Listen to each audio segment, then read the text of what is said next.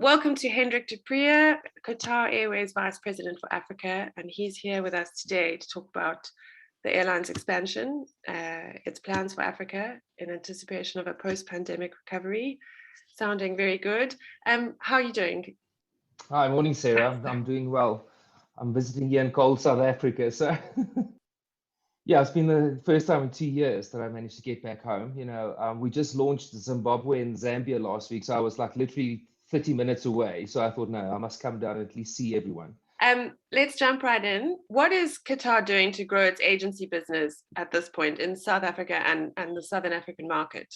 So for us, the key there has been reliability, to be there when a lot of our competitors weren't, and to show our reliability and our flexibility and our support for our partners, and as soon as the opportunities arise to start scaling back up, introducing new flights and supporting the industry as much as possible, we did that, and we continue doing that. On the other hand, there's also a lot of the carriers that's going all different routes. That's trying new things with the pandemic, with NDC and all of those, and we're trying to be as trade friendly as possible, have different type of agreements in place with our partners that, is a win-win situation that's mutually beneficial for us, not just dictating this is the way that it should be, but rather trying to work closely with our trade partners and say, how does your business work? How does our business work? How can we find a mutually beneficial agreement on those? Can you tell me what the percentage of tickets in South Africa that are booked through agents? It varies. During the pandemic, we saw a lot of business move online.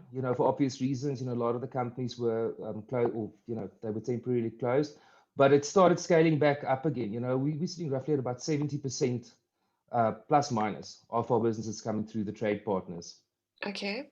IATA numbers have just confirmed 2020 was the industry's worst year on record. Can you tell me a bit about the impact Qatar has seen on its business, and that's financially and operationally, and specifically in our region? Yeah, like we all know, COVID created unprecedented challenges for the whole global aviation industry. Like I said, for us, our key mission was to be there. Our mission was to try and not stop flying. At the least number of destinations we had during the pandemic was 30, and we've scaled back up to over 140 now again. During this period, we repatriated over 3 million people, where we closely worked with all the different governments, moving people all over the world. At the same time, where a lot of the airlines reduced their onboard services as a result of this, we try to work around it and find solutions to still be able to provide a 5-star service, that we're known for, to our clients during this whole period. And I think we've got one of the most lenient, flexible possible, policies for clients, just to give them that reassurance. Do you think it's given you a jump or a head start on your competition? I think so. Like I said, I think one of the key things there was the fact that we never stopped flying. So when other airlines immediately grounded all their aircraft, we found ingenuitive new ways, of making sure that we continue flying. And those learnings that we got initially, I think helped us rebuild much quicker than a lot of the other carriers could. Also, again, the reliability that people saw, the fact that when we announced a schedule, we stuck to that schedule. We didn't announce a schedule and then stop flying and then announce and then stop flying again, or just announce and don't fly at all. You've got loads of new routes in Africa to promote. Tell us about these, and what is Qatar doing at the same time to encourage a culture of travel on the continent?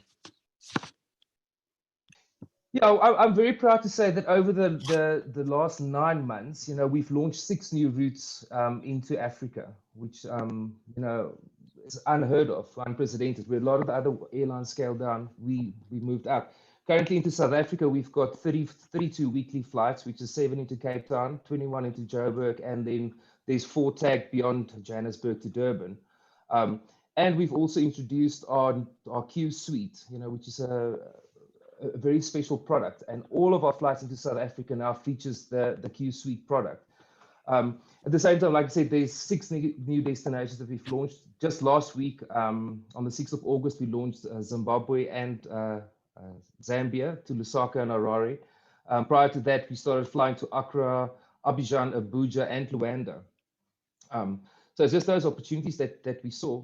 And at the same time, we're also upping frequencies in other areas in Africa. We restarted flying to Egypt. We started flying back to Sudan. We're adding the Q suite into other destinations like Nairobi. One of the complaints that one get a lot out of Africa is that airlines tend to use their older products, and for us, it's not like that. Aware that a big competitor carrier is restarting flights to South Africa, we're told 18 a week. Are you going to be upping your frequencies? We're already doing 32 flights a week in South Africa, or into South Africa, if that matters, and some of those flights had the Q suite on, and it was about 3 weeks ago that we reintroduced the Q suite now on all of the flights, and just the Q suite and the aircraft that we're using automatically increased the capacity for us as well, so over the last month, we've increased capacity by about 20% by just reintroducing those aircraft as well. Your opinion, without a digital health passport, are South Africans just going to find it impossible to travel, or at least difficult? I think that the IATA travel pass will effectively enable passengers to securely navigate through travel plans, and safely now, because it's verified with their credentials, and I think that's the direction that it will go in the future. At this stage, the travel pass has not been implemented by all countries anyway. We were one of the first airlines to trial the travel pass. We were the first airline in the Middle East to trial it as well.